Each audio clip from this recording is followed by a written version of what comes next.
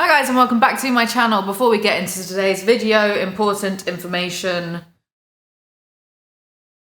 It's a blanket that looks like a tortilla, so it turns you into a burrito. Anyway, now that important information is out of the way, today's video is about Gabbie Hanna's interview with BuzzFeed, because I don't even know anymore. Two things before we start. First thing, like, dislike, comment for the engagement, even if it is something nasty, because you're a Gabbie stan, all 5 of you that are left. Subscribe if you haven't subscribed already, and if you have subscribed already, then make sure that you are still subscribed. And the second thing is that today's video is sponsored by Simple Health. Simple Health is birth control simplified. Everyone deserves access to birth control, and they make it simple with online prescriptions, automatic refills, and free home delivery. No more doctor's offices, waiting rooms, or pharmacy lines. Get birth control prescribed, renewed, and delivered whenever you like, all to fit your schedule. Birth control is personal, and Simple Health is a discreet and comfortable option. No labels on the shipment or telling a 50-year-old boomer your sexual activity, just you and your phone at home. Simple Health doctors can prescribe over 100 different trusted brands of the pill and even the patch and the ring. Licensed doctors help design the product, and they review every patient with care. Simple Health also accepts insurance, and birth control is free with most insurance plans. Without insurance, the pill starts at $15 per month and delivery is free for everyone. Try Simple Health for free at www.simplehealth.com/Alizee or just use Alizee at checkout. But do remember though that Simple Health is not a replacement for routine checkups with your doctor. Still go to the doctor for smear tests, pelvic exams, all the fun stuff. Thank you very much to Simple Health for sponsoring today's video. Now let's get on with it. Why is everyone so mad at Gabbie Hanna? We're not mad, just really disappointed. But that is the question, isn't it, BuzzFeed? The perennial question, what has Gabbie Hanna done today? The YouTuber has been at the centre of a number of scandals, big and small. Unlike her contemporaries, Hanna offering an apology isn't getting her back in the good graces of her audience. That's the angle they're going with here. Sounds exciting, right? When I got to YouTuber Gabbie Hanna's $2.2 million Studio City home in Los Angeles last month, I rang the doorbell and was promptly told to let myself in. Doors open, her boyfriend told me for the intercom. Wow, blow by blow account. On the way up the stairs, I almost tripped because of my own haphazardness. I had to withhold a sneeze because there was a bit of dust in the air and my allergies were acting up. We don't need all this Right, this isn't the point. BuzzFeed's journalistic integrity is not the point of the video. Focus. There are 2 cats sitting on a tall scratching post, barely lifted their heads, leaving me to walk through Gabbie Hanna's home on my own, hoping to find her. This journalist really wants to write a novel, huh? She wasn't in the living room, which had a framed print of the word cunt written in cursive, sitting next to an emerald couch. Cunt written in cursive is the live, laugh, love of those who want to be edgy but fail miserably. She wasn't in one of the 2 recording studios in her home where she records her podcast, Burnout with Gabbie Hanna. Gabbie, when am I coming on your podcast? Just to be a laugh, wasn't it? One of which is decorated with awards from YouTube and a framed printout of her placement on the New York Times bestseller list. Yeah, but if you've written and published a book, everyone gets on the New York Times bestseller list, so. She has published 2 poetry collections, 2017's Adolescence and 2020's Dandelion, and don't we know. I finally found her upstairs in her bedroom. What, so she didn't come to meet you at the door and say hello? What kind of hosting skills is this, Gabbie Hanna? This is outrageous. This is why people won't forgive you for your apologies. Getting her makeup done for a photo shoot, wearing cut-off jeans and a vintage Queen t-shirt, whilst her publicist, the makeup artist and the photographer's assistant made a semicircle around her. We made awkward small talk for a few minutes before Hanna turned to us and said, okay, this is a question for the room. What's your most embarrassing moment? Oh, what next? You're going to get like the party games out so they can all break the ice and get to know each other, but oh. And even though she hadn't met any of us before, including her new publicist, who at no point during the day would allow me to speak to Hanna alone, we answered. One told her about a recent blackout, another about awkward interaction with a crush, and you, Hanna asked me, I mean, come on, buy a girl a drink first. Such is the way 30-year-old Hanna has lived her life for the last 7 years or so, perennially. I just used the word perennial in like the beginning of this video and I can't that word online and eager to tell you everything that's ever happened to her. much to everyone's chagrin. First, she was on Vine, where she made a name for herself. Why am I doing like a recap of Gabbie Hanna's life, like a wiki page? She gained a following by making personality-driven videos. Personality-driven. Okay. With her creator friends and storytime videos about her own life. Hanna was briefly a video fellow at BuzzFeed in 2015, though we never had interacted before her interview. At the height of her popularity, with millions of followers on YouTube, Instagram, and Twitter, she was nominated for YouTuber of the Year at the 2018 Shorty Awards. Those types of award ceremonies really don't mean much though, because didn't Tana Mojo win YouTuber of the Year like last year? But these days, Hanna's YouTube page is largely dormant.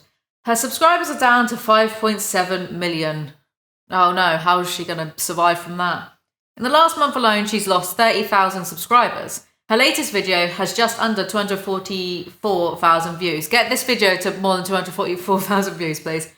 A precipitous drop compared to videos posted a year earlier, like My Very Dark Childhood, 13 million views, or Trying Lip Filler for the First Time, 2.4 million views. I should have vlogged my lip filler, maybe I'd get views like that. In the last 5 months, she's posted just one video, a cover of Alanis Morissette's You Ought to Know, which actually has way more dislikes than likes, and 282,000 views at the time of me doing this video. The comment that she's pinned on her video is, "Not gonna lie, I appreciate her palpable energy in this. No one ever said musicians were well adjusted." Oh, what another amazing excuse for the litany of excuses that Gabbie Hanna has for her abhorrent behaviour. Oh, well, she's a musician, so she's allowed to treat people badly. Gabbie, keep your simp fan base, seriously. Like, people that are going to make up ridiculous excuses for you, keep them around. Don't alienate the rest of them, alright? See, I'm being friendly. Her dwindling subscriber base has no doubt been the result of a series of swift and unending controversies. First, in 2017, people criticised Hanna for making a video about a classmate who died of a drug overdose without consulting the family first. Hanna apologised in a follow-up video. Then in 2018, she promoted a free, except for shipping, set of makeup brushes that people claimed were poorly made, began shedding after the first use, and in some cases never actually showed up after orders were placed. But instead of apologising, she blamed her audience. Is that gaslighting? Are they these amazing, high quality, can't even believe it great brushes? Hanna said in a response video while doing her makeup with the offending brushes. No, I also never said they were. I'm not sure what quality people were expecting when they paid $10 for 10 brushes. Gabbie Hanna, who's currently going around saying that everyone who disagrees with her is just gaslighting her. Pretty sure that could count as gaslighting your audience, but okay. You know, the people that make up simping excuses for your bad behaviour. Then in 2019, Hanna allegedly told Trisha Paytas' then boyfriend Jason Nash that the fellow YouTuber had herpes. Paytas denied the accusation. Hanna also had to apologise for tweeting, "If I could be any animal, I'd be a Beyonce." And then in 2019, she became embroiled in her most serious controversy. Jessie Smiles accused her ex-boyfriend Curtis Lepore of raping her in 2013. She later claimed that Hanna had continued to stay friends and collaborate with him. Smiles filed charges in 2014, dropped them a month later when Lepore pleaded guilty to felony assault. Lepore did not respond to my interview requests, and Smiles declined to comment for the story. Soon thereafter, Hanna was labelled a rape apologist by the public. Fellow creators and followers turned on Hanna, who was once considered sincere and emotionally intimate with her audience, and began calling her calculating and manipulative. Who didn't I apologise to? Hanna told me after we sat in her backyard. I gave Jessie Smiles an apology, I gave Beyonce an apology. It feels like I'm always dishing out apologies and I've never once received one, and that to me feels a little chaotic. So no, not apologised to Rachel, have you? Somehow I don't think that's going to happen anytime soon. YouTubers are constantly apologising for their public gaffes. Makeup experts have practically created a sub-industry with their crying mea culpas alone. Hanna isn't unique in making very public mistakes, handling them poorly, then having to backtrack. See James Charles, Jeffree Star, Tana Mojo, David Dobrik, Laura Lee, Manuel Nue, Shane Dawson, and truly I could go on. Otherwise known as recurring guests on the Alizee channel, the Alizee show. And just like the others, some of Hanna's apologies seem sincere and some really don't, but unlike her YouTube peers, Hanna hasn't been able to bounce back after an apology video or time off social media. Perhaps because a sizable chunk of her audience is absolutely not buying that she's sorry for anything. She can't move forward because she won't let herself move forward because she just does this all, it's a cycle. Is BuzzFeed blaming Gabbie Hanna's audience for Gabbie Hanna's lack of emotional growth? Okay. Everything she posts is another reason for them to bring up the exploited dead teen, the allegations of being a rape apologist, and the molting makeup brushes. If people aren't taking shots at her in the comments of her TikTok videos, then they're making memes of her. I mean, being made into a meme isn't the worst thing in the world, is it? Adds to your fame. It makes people more aware of who you are. I honestly just want to be left alone, Hannah said, but they just can't resist. That's not true. When she was acting out a few weeks ago, starting on everyone. It's not true, is it? If you want to be left alone, then you wouldn't bother. Why is this reading like apologist bollocks? Did Gabbie Hanna... No, I can't say that. Why is this reading like apologist bollocks on behalf of Gabbie Hanna? There was a period when no one was bothering her or doing videos about her. In fact, like people who were making videos, I think Angelica did a video like welcoming her back to the internet. I think Einabber even did a video once where he said it's time to leave Gabbie Hanna alone because she's clearly like, distressed.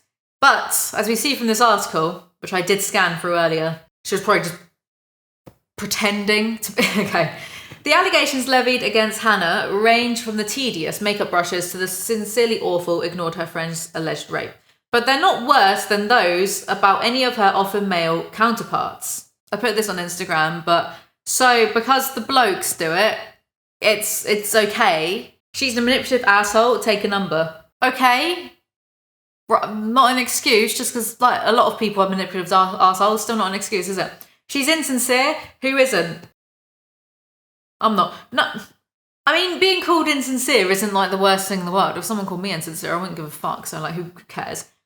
YouTube helps the worst of humanity float to the top and rewards them for their worst behaviour. I wouldn't go, right, there's a lot of dickheads on YouTube. I wouldn't go as far as saying the worst of humanity. Last I checked, there's not been any genocidal dictators who have gone and done some war crimes that have come from being YouTube stars. Last I checked, but as soon as this video comes out, I might be wrong, so in that case, I'll apologise. Take, for instance, Logan Paul, who recorded a dead body in a forest in 2017, said he was sorry and now makes $150,000 for one Facebook post. This is entirely disingenuous. Logan Paul did a ridiculously stupid thing because despite being surrounded by literally dozens of people in his team, no one thought to say, Logan, this is a bad idea. No one. No one steps in if you're surrounded by yes men. But Logan had to leave for a little bit, and then when he came back, he wasn't taken seriously by anyone for a long time, and he actually has shown a little bit of maturity and emotional growth. Way more than his younger brother. So why should Hannah be treated any differently? Maybe because she's in the same cycles of bad behaviour that she's been in for years. No real emotional growth. Well, she'll probably tell us that she's grown a lot, but okay. Like, telling people you've grown doesn't mean you actually have matured. Tana Mojo likes to do that one too. I started on YouTube being a dramatic, loudmouth, confrontational storyteller, and that was the version of me everybody loved, she told me. At some point, I started hiding in myself and being silenced because I was so afraid of what people would say. I didn't have anyone backing me. I just want to be my fucking self. On her bedroom walls hang 2 framed portraits of Freddie Mercury.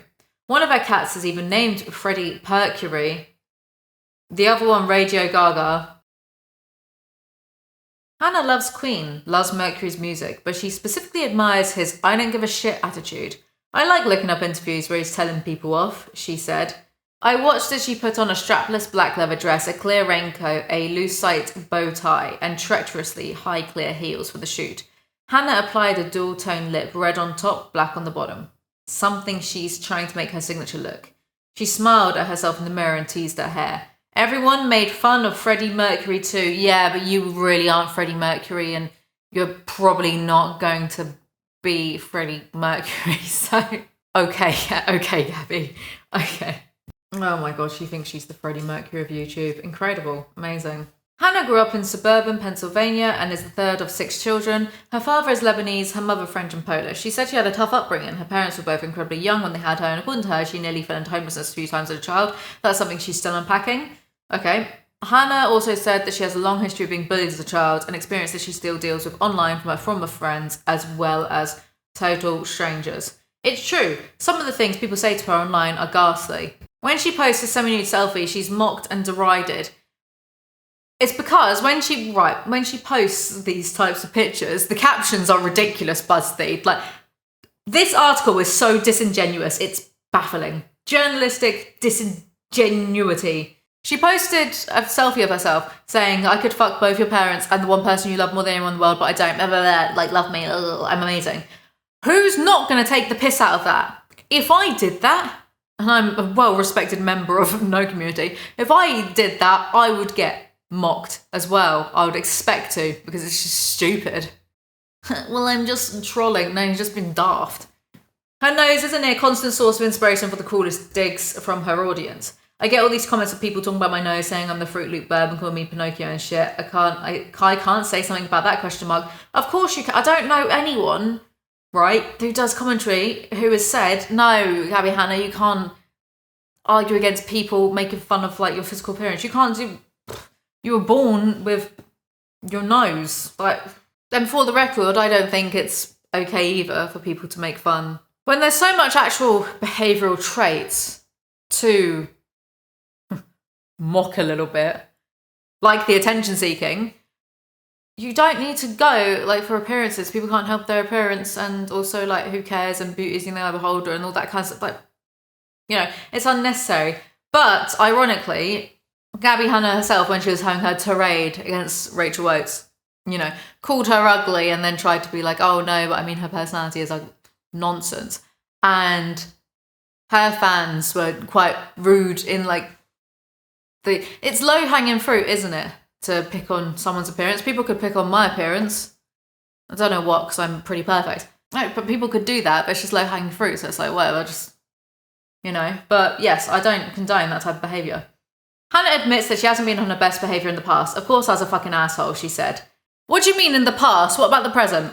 I have a fucking neurological disorder that was unchecked and I wasn't taking care of my mental health. She says she's recently gotten a diagnosis for ADHD and CPTSD, or complex post-traumatic stress disorder. People throw it around a lot and say, oh, I'm ADHD when you're getting a little bit restless or fidgety, but it's a lot more than that, she said. Adding that the disorder causes her to be impulsive and affects her short-term memory. Right, these are explanations for behaviour, but it's not an excuse. If you're being an arsehole, then having ADHD, or it's not an excuse. I myself, right, have dissociation disorder, yeah. And sometimes it can cause me to become really like disengaged, disconnected, disinterested in people's feelings or people around me or whatever. Because it's hard to make yourself give a shit about things sometimes if you think that nothing is real and everything is fake, and maybe solipsistic, no one else exists in the world. But if I'm then going to be an arsehole to someone, that's still me doing that. That's still me making the choice and doing that. Like, you can say, oh, this causes me to be impulsive, but you have to, if you're aware of that behaviour, right, so if you're aware of the behaviour, oh, I can be impulsive, but then like you allow yourself to do that anyway, at the expense of someone else's feelings, then like, I don't know, I just don't think that you can act like a dick towards people, yeah, and then be all, oh, but that wasn't me though. Despite considering herself neurodivergent, she was called out for being ableist in a March tweet dismissing tone indicators, tags used for neurodivergent people who might have difficulty inferring tone online. Part of being neurodivergent is being impulsive and not fully thinking through decisions. Hanna said her impulsivity keeps getting her into trouble. You're going to have to learn to control that, I'm afraid.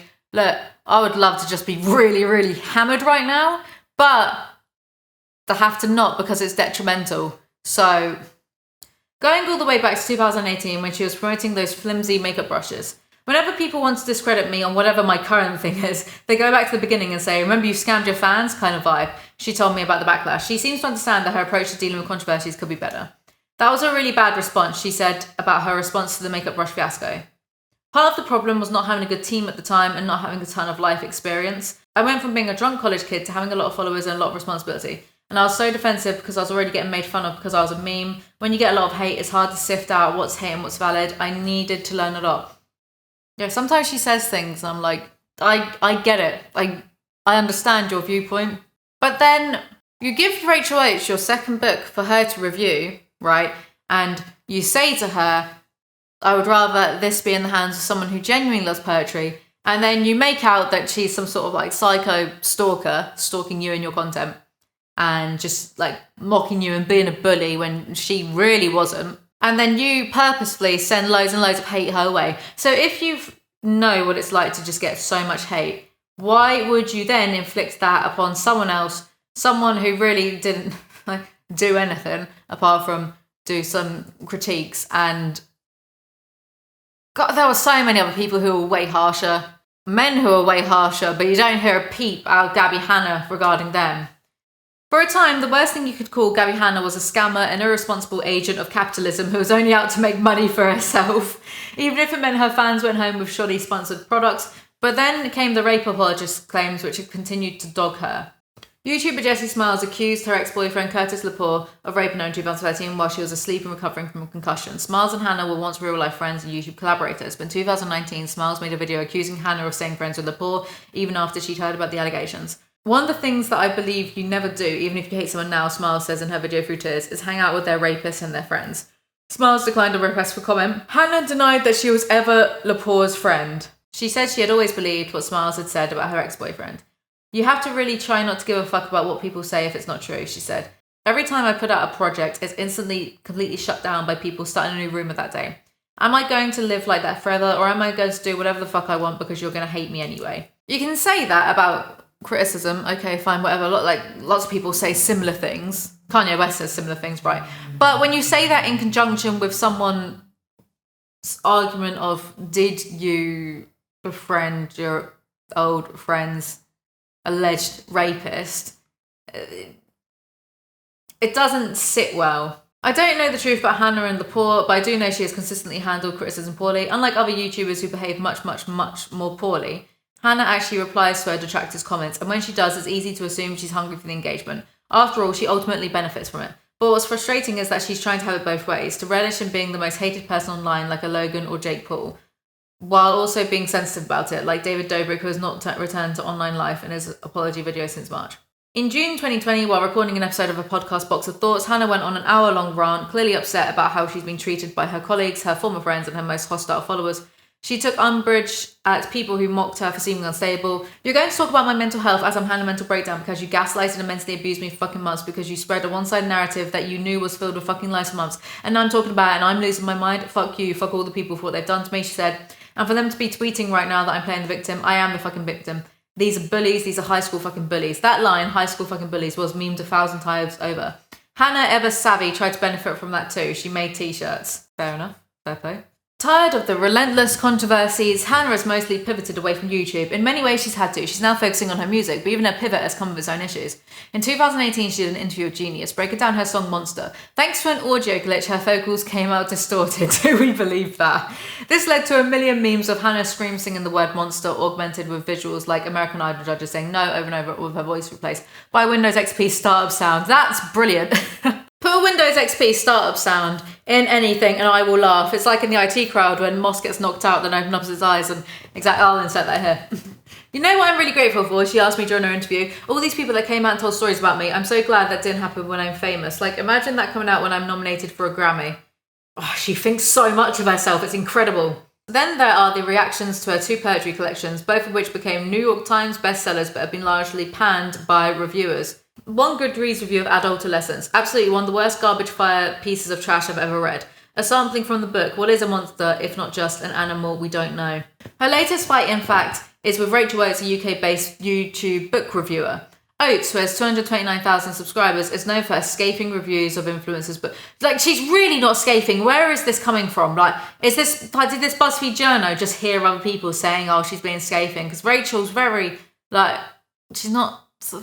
I think she's quite mild-mannered. So, yeah, sure, sometimes she'll put a joke in, because why not? Scathing reviews of influencers' books. Don't ever watch any of my videos, please. I look like the biggest cunt on the platform. She has made a lot of videos about Hanna, including a multi-part series about adolescence, which has a cumulative 2.1 million views. Despite this, and what seemed like a rather shrewd attempt to keep the buzz going, Hanna sent Oates her second book. It worked. Oates' reviews of Dandelion is currently at just over 674k views. Is similarly brutal. I actually think I'd go as far to say that most of the poems in here are worse than Adolescence, Oates says at one point. How is that brutal? That's just, it's just blunt honesty, isn't it? How is that being brutal? Jesus Christ. She even wrote her own parody of Hannah's book from a dog's point of view called Dog-a-Lessons, Poems by Kyra the Staffy. I've met Kyra the Staffy. She's a very nice dog. I don't know why people get so offended about that. Oh, well, that she took it too far. Dogs are smart, beautiful creatures. So how is that an insult? Yeah, don't say that to me, the vegan. It was just a bit of satire, which, by the way, Britain is famous for doing a lot of satirical stuff, see my amazing little novella about Piers Morgan. We love satire and parody over here because our entire country is a satire of a real country. This country's a fucking joke, okay? So we like to make jokes about everything, so we're not crying all the time. In response, Hannah went on a screed against Oates on her Instagram stories in April. She called Oates narcissistic and toxic.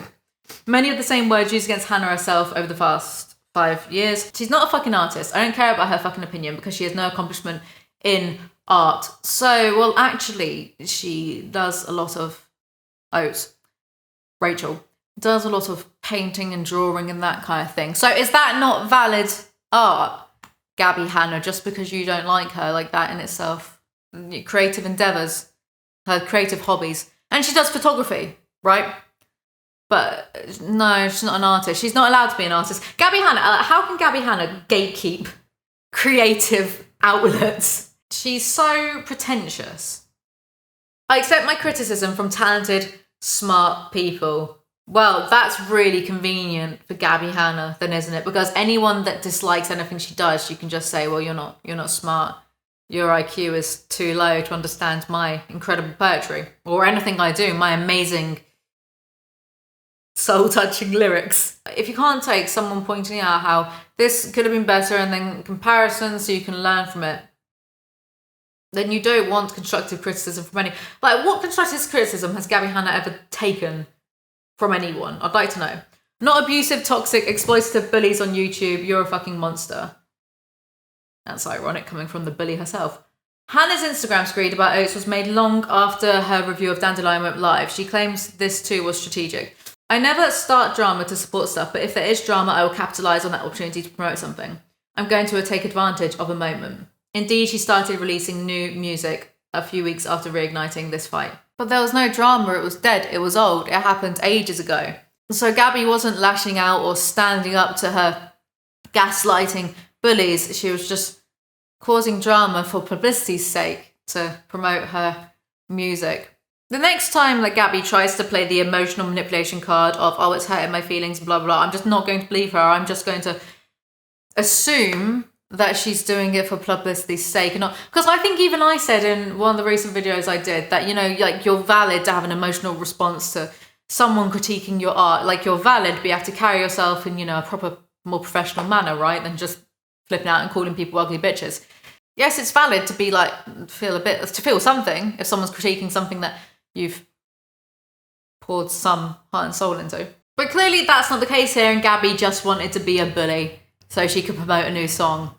When I asked Hannah about how she chose to handle the Dandelion review, she said she's fine with criticism, she just wants it to be constructive. Rachel's videos are very constructive. Mine? Who else did? I know James Marriott did. Okay, mine and like James Marriott's and like some other people's. Ours were not constructive. She didn't care about that though, did she? She went for the review that was actually constructive. But if you're going to continue to harass me and publish a book mocking me, whatever. This was ages after the fact. That happened ages ago though. And it wasn't even like, the Dog-a-Lessons book wasn't even really mocking Gabbie. Yes, it was a parody, but it was also poems from the viewpoint of a dog. Is a dog's viewpoint not valid, Gabbie Hanna? Me too, I can play the game. I'm not going after a poetry critic, she said. Well, luckily for us, Gabbie can decide who is and who isn't a poetry critic. So then she can decide whose criticism she is going to take and respect or not.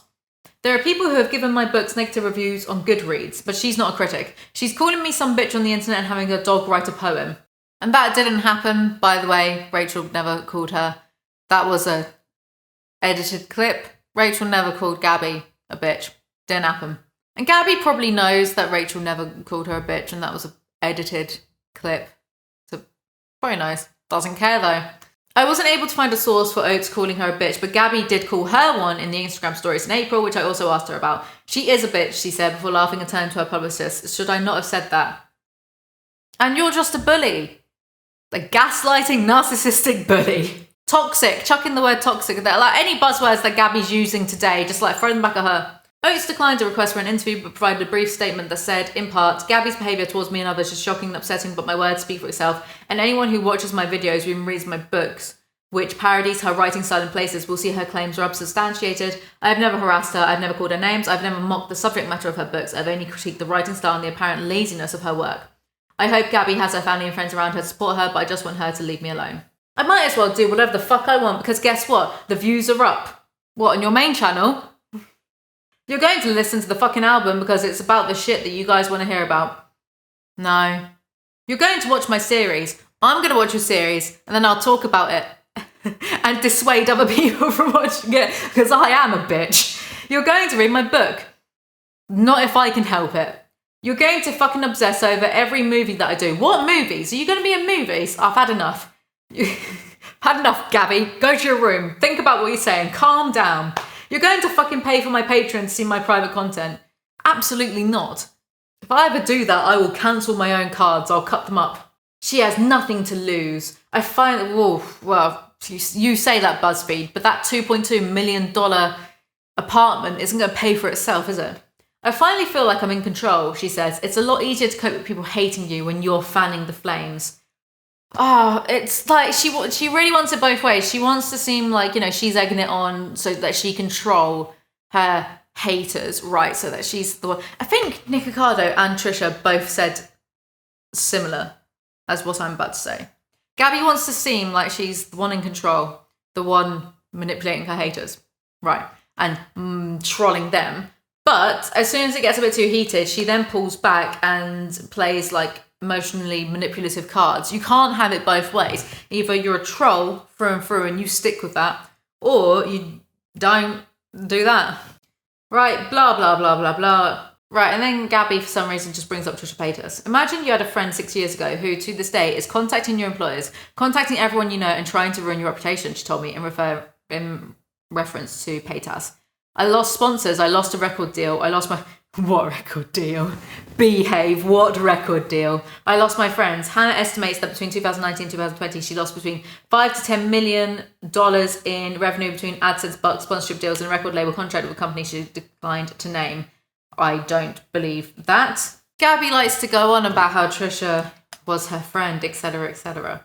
And yet there's this tweet from 2019. Trisha isn't my friend. To text them out of nowhere and say, is it true you have herpes, is V strange, and I didn't care if they said.